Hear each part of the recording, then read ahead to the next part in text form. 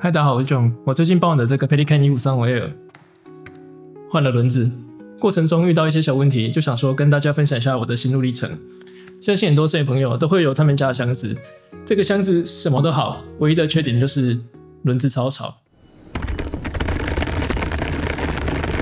尤其是遇到砖块或瓷砖的铺面，更是吵得不行。每次在捷运站都觉得吵得很引人注目，压力有点大。我把轮子换掉之后，就安静了不少。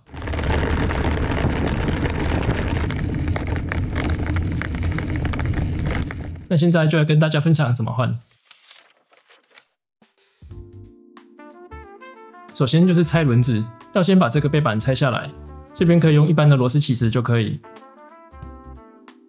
再把轮轴敲出来，要注意的是，这边要由内向外敲，因为它的轴有做一个卡榫在外侧。如果你敲错边，会卡得越来越紧，就很难救。虽然看起来很简单，但实际敲的时候发现超难敲。如果用一般的起子顶着，因为上方没有空间，力道的轨迹是斜的，很难完全转下去。我尝试改用螺栓敲，但上方的空间很有限，也没办法全力敲。我最后还是用第一个方式，虽然力道会稀释，但至少能用全力敲。我用全力敲到爆汗，才成功把轴心敲出来。再来就是买新的轮子来换。我看了很多影片跟文章，他们都是用直排轮的轮子加上608轴承，再接一个转接套管，把直径缩到适合轮轴的大小。我量了一下原本轮子的大小，1535的轮子直径大约是 58.6 公里左右。这种大小的轮子，不管是直排轮还是滑板轮，我在台湾的网拍找了一轮几乎都没有。虽然亚马逊很好买到，各种大小跟硬度都有，但不是一组太多颗，就是不太便宜，而且还要等待漫长的运送时间。这时候我突然想到，我来一般的行李箱的时候，轮子都蛮安静的。那如果用行李箱的轮子当关键字呢？很快的就幸运的找到了58公里的软轮，也很快就送到。但当我要安装的时候，就出现了第3个问题。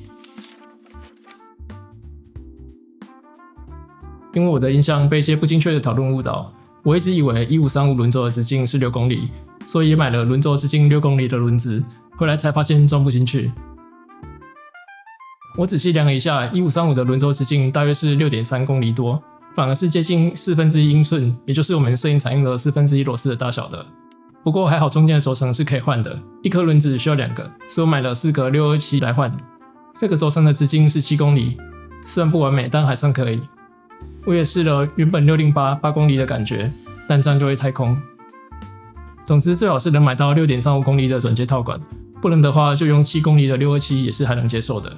最后就是装回去了，换完轴承后的宽度少了一点，我就每颗轮子的左右各装2个1/4英寸的垫片，装回去的难度就简单很多。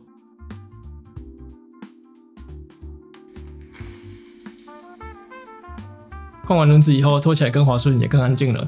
再让大家感受一下前后差异。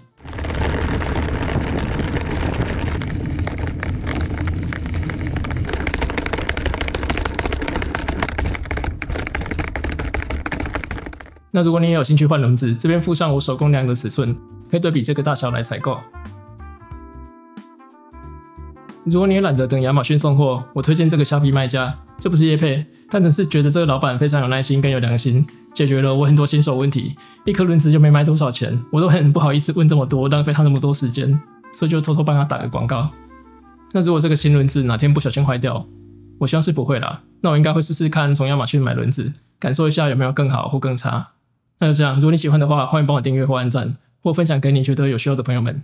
那就谢谢大家，我们下次见。